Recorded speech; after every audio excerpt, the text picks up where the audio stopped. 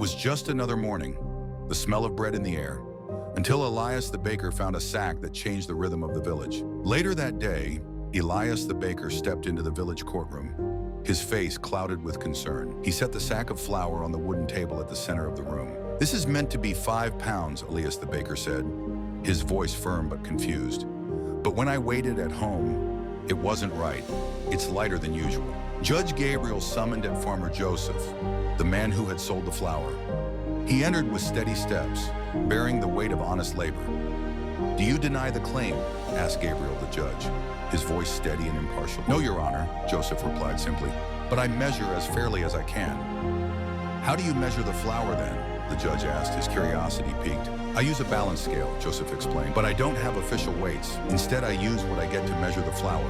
"What exactly do you use as a reference?" asked Gabriel, leaning in with interest. "Each week I buy 5 pounds of fodder for my animals from Michael, a villager who lives by the edge of the forest.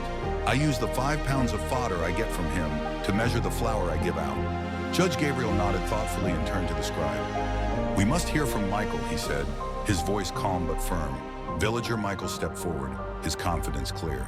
"You supply 5 pounds of fodder to Farmer Joseph each week," Gabriel said. "How do you measure it?" "I don't have any official weights, Your Honor," Michael replied with a humble smile. "But I always make sure it's 5 pounds. I measure it using something I trust." "And what is it that you trust?" the judge asked, the room silent. "For my small cafe, I buy 5 pounds of bread from Baker Elias every week. I use that as my reference for the fodder." In that moment, what Elias saw as a flaw in others was an echo of his own doing. The seeds of how we are treated are sown by how we treat others, and they will come to us in return. Pay attention to your attitude toward others. It's the first step in building respect.